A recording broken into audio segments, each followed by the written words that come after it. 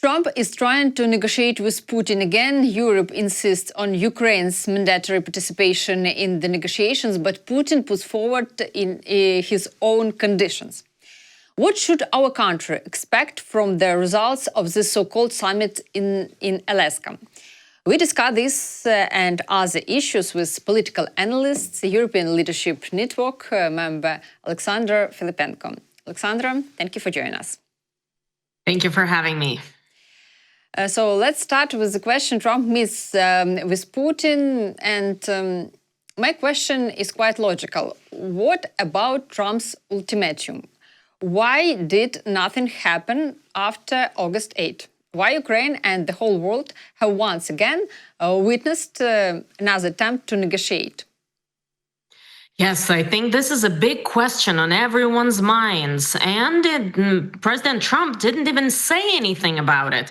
He didn't say that this ultimatum is a no-go. And he didn't say that this ultimatum can sometime be required, let's say, to become a part of the US-Russia relations. So the ultimatum seems to have just evaporated. Just vanished. We don't hear anything about it anymore.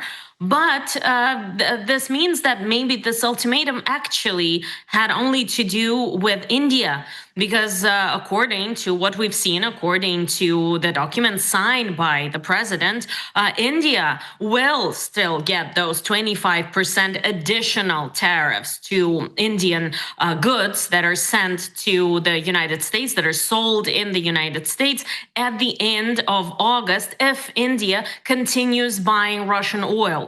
Because this was signed by President Trump, but seemingly this only has to do with India, but not with China, for example, not with Brazil, not with Turkey, not with other buyers of Russian oil and Russian resources. So it looks more and more like this ultimatum was actually directed at India, not Russia. It seems that this is a part of President Trump's, let's put it this way, game with India and trying to get a better deal in India.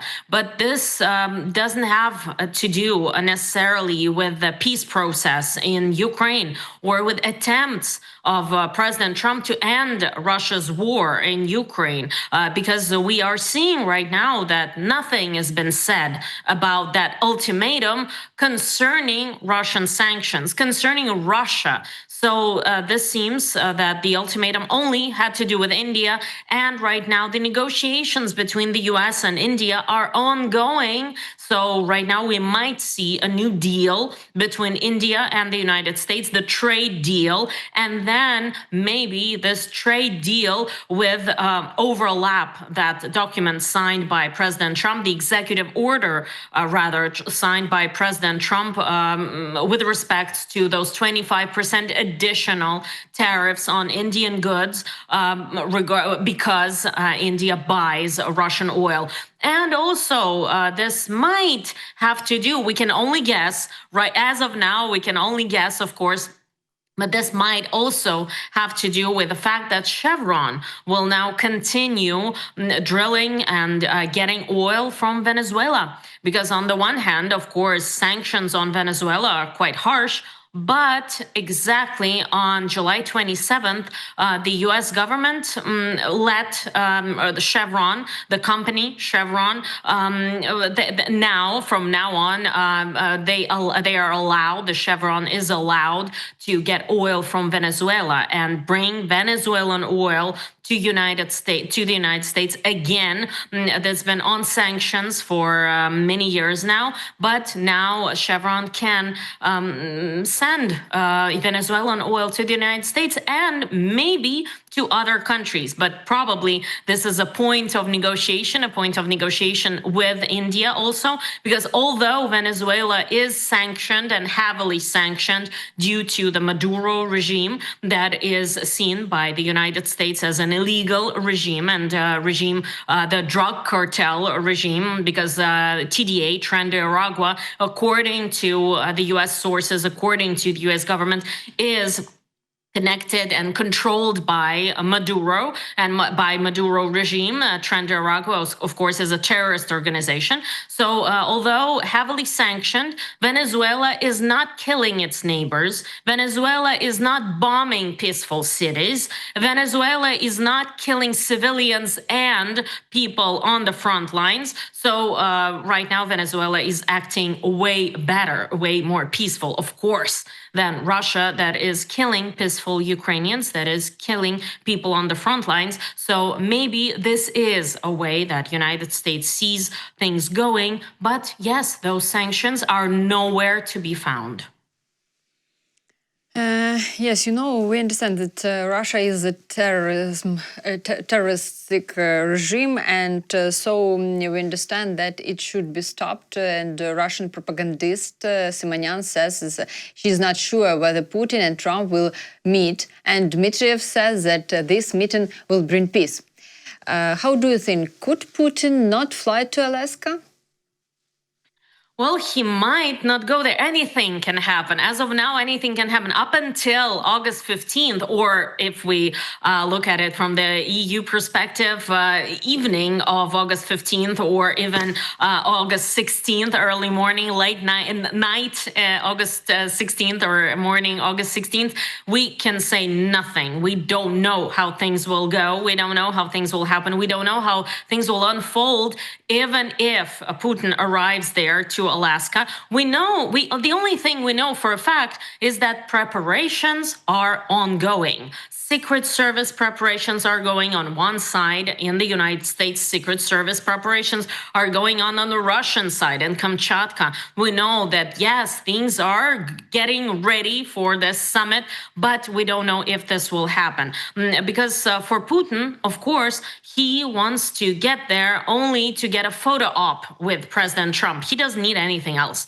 He doesn't need any decisions made. He wants to continue killing. He wants to continue trying to get more territory from Ukraine. He doesn't want to stop. There is no sign that Russia will stop its war machine. There is no sign. We're not seeing this at all. So for Putin, a photo op with President Trump is all that he requires, nothing else. He wants to again be part of the international community.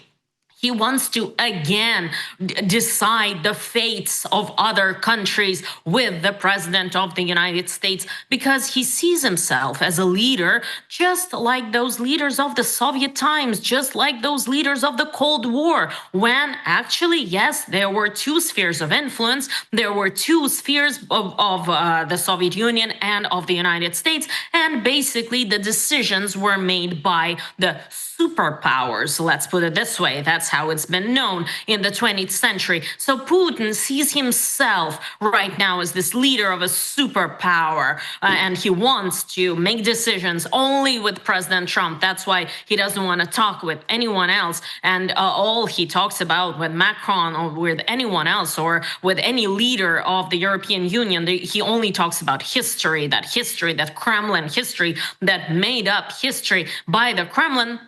That's all he talks about. And with President Trump, he needs a photo op. He needs a photograph. He needs to be seen as sitting at the table with President Trump. So this is his goal, and that's it. He doesn't need anything else. But for President Trump, he actually needs something. He needs to showcase something to the American public, because how will he be seen? He'll be seen as a president that didn't achieve anything otherwise, because he needs to showcase to the American people that he really achieved something. Because President Trump many times have said during his presidential campaign that he will end all wars in 24 hours. And we even talked about, will that be those 24 hours after the election? Will those be first 24 hours of President-elect Trump? Or will those be 24 hours of President Trump after he's inaugurated? Not only 24 hours, but it required a month 100 days, 6 months, and now 6 months plus. We're going on to more and more time, and he cannot stop this war, and he cannot stop bombs from flying to Ukrainian cities and rockets and drones, etc., etc. So President Trump needs to show something to the American people, something tangible, something that he could say, yes, I achieved this, and this is a step towards peace. So now he's talking about land swapping and some seceding, probably, territory by Ukraine. And of course, it cannot be decided without Ukraine.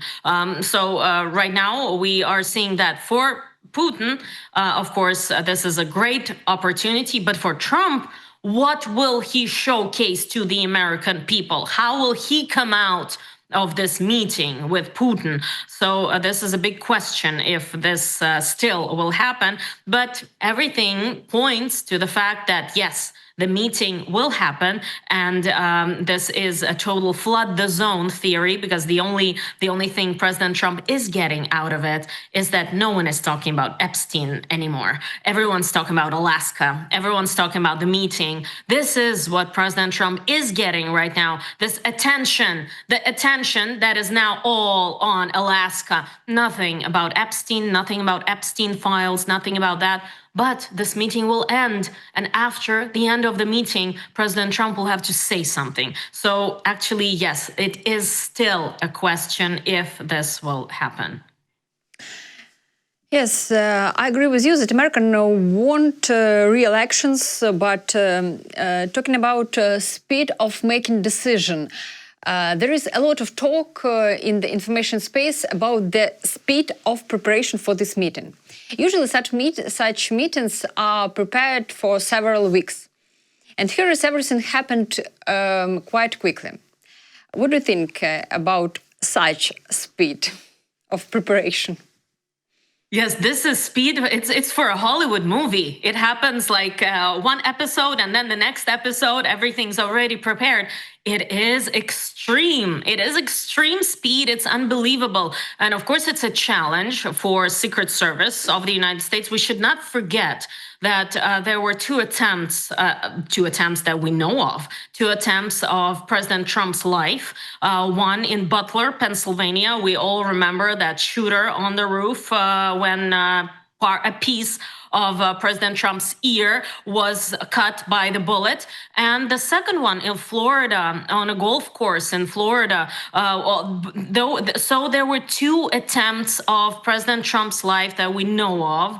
And of course, for Secret Service, it's way easier to prepare any meeting or anything to this in this regard on the territory of the United States. Because, of course, it's easier to work with the FBI, to work with the Secret Service, to work with police, to work with local law enforcement, than to work with foreign law enforcement, foreign police, etc., etc., etc. So from this standpoint, it's easier, although it's still really, really fast. It's moving really fast, but it's in the pace of President Trump. He likes things moved fast. He likes things going really, really fast, and he likes to really surprise us all. Because if you remember, just a few days ago, we've been discussing, where will this meeting take place?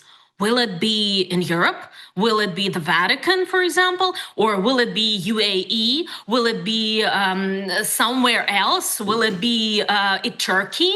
Where will it happen? No, it's happening on the US soil, and this is happening on US soil so fast exactly because it's easier for Secret Service to get ready for something like this. Although the speed is definitely really something that I'm sure will be discussed in the future, of the speediest, let's say, the fastest meeting of two world leaders, one of whom has been two attempts of whose life we have seen in the past year, and the other one, who is, according to the International Criminal Court, is required to appear in The Hague. So one is, of course, if we're talking about a law, we must say innocent until proven guilty, but at least there is a question of the guilt. These are two world leaders, I'm sorry for using this term, but two world leaders that are very difficult to move around the world. So, of course, for President Trump, it's way easier to do it on the American soil. And for Putin, it is easier not to fly around to those parts of the world where he can actually be arrested, that he must be arrested according to the International Criminal Court. The New York Times writes that without Ukraine, this meeting wouldn't make any sense. After all, peace can't be concluded without Ukraine. Why is this so-called summit still planned in a bilateral format? Is this an attempt to please Putin? What do you think? I would rather say this is an attempt to move towards a bigger summit, to move towards some place where they can talk together with European leaders and, most importantly, with Ukraine. Of course, most importantly with Ukraine, because we've been talking about nothing about Ukraine without Ukraine regarding the previous administration. This was the mantra of the Biden administration, nothing about Ukraine without Ukraine. And this is not only a mantra right now. We understand that without the decision of the Ukrainian leadership, nothing can happen on the ground. Of course, nothing can happen on the ground because President Trump, with all his might, with all his power, with all his influence, he cannot tell the Ukrainian troops to move out of certain territories or to move into the certain territories. Of course, the President of the United States, although all powerful and mighty, he cannot do that. It's a sovereign state. It's an independent state. So only the President of Ukraine can do that. Only the leaders of the Ukrainian army can do that. So we understand that without Ukraine, there will be no decisions made. Yes, they might discuss something. There might be some kind of, let's say, ideas thrown at each other.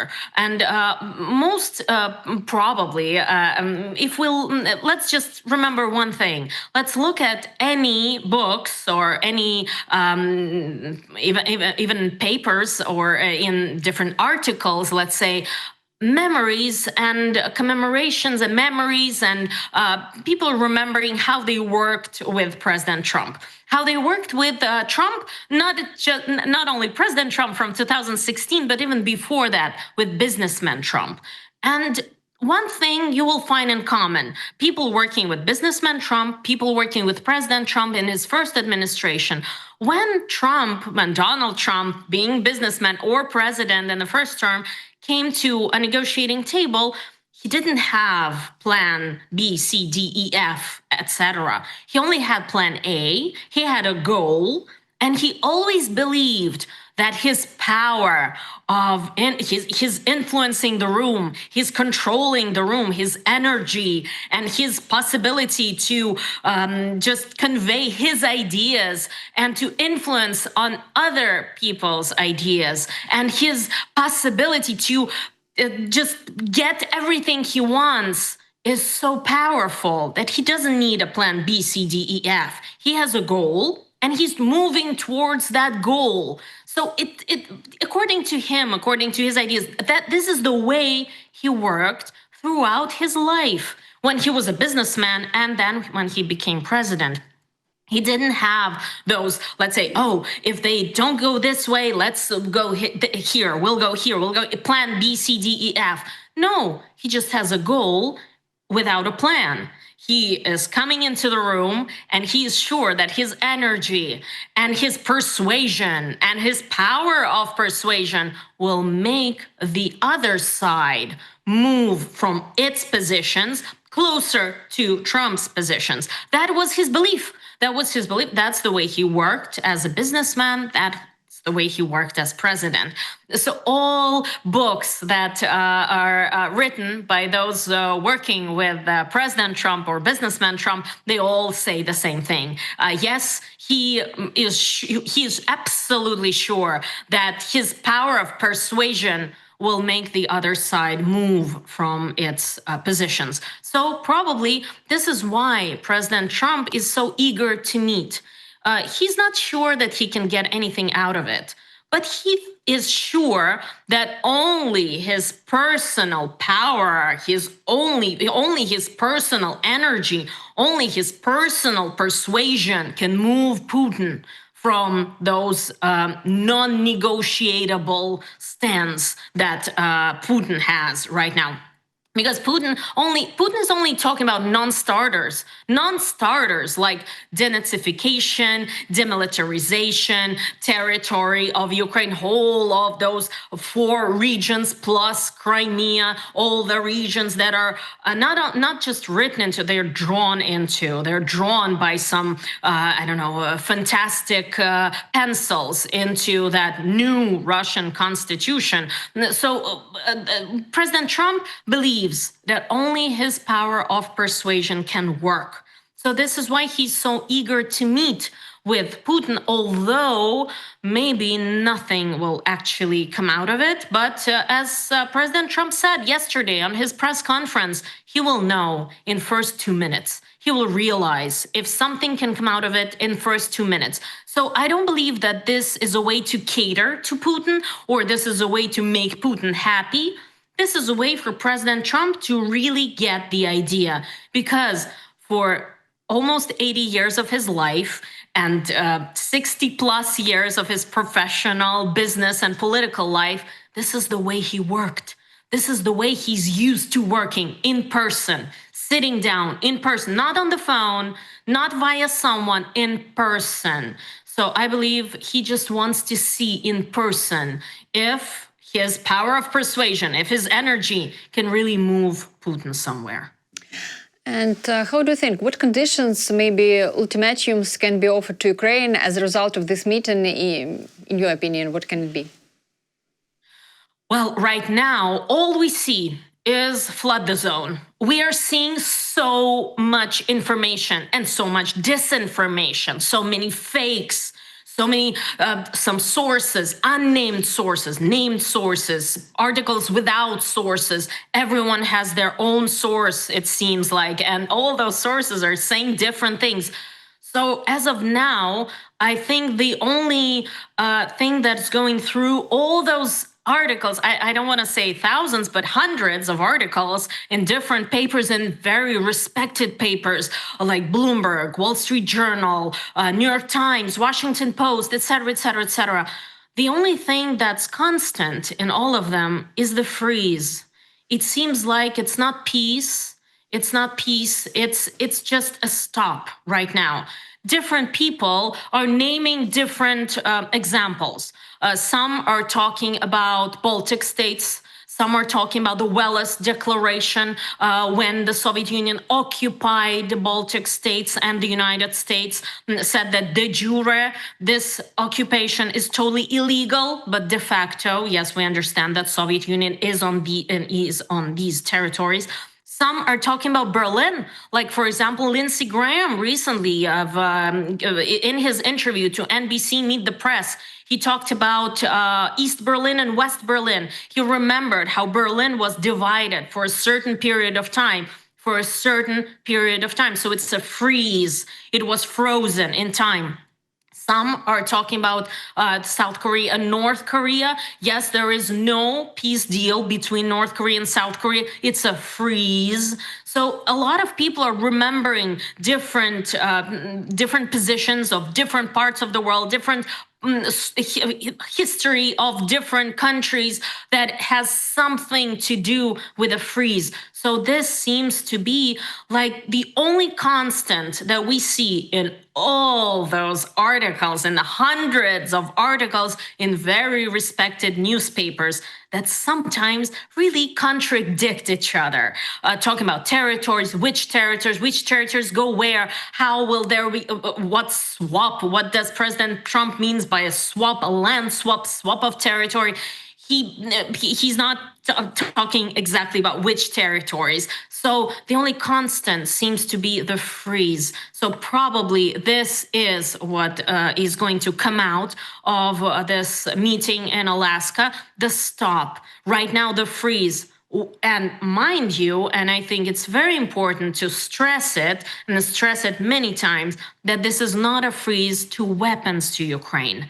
No one right now is talking about a freeze to weapons to Ukraine, and I must say it's very important to listen to J.D. Vance, Vice President's interview to Fox News. J.D. Vance, Vice President, formerly Senator from Ohio, and being the Senator from Ohio, so many times he has said that the United States must not even sell weapons to Ukraine, not even a sale of weapons to Ukraine, not just help. Of course, this is out of the question, but not even selling weapons to Ukraine. And listen to the last interview by Vice President J.D. Vance, who previously said no selling weapons to Ukraine. He said that financial support to Ukraine must stop, but the United States will continue selling weapons through Europe, through European partners. And this is a big move. So right now we're seeing that the United States are not interested in stopping the sale of weapons to Ukraine, even those from MAGA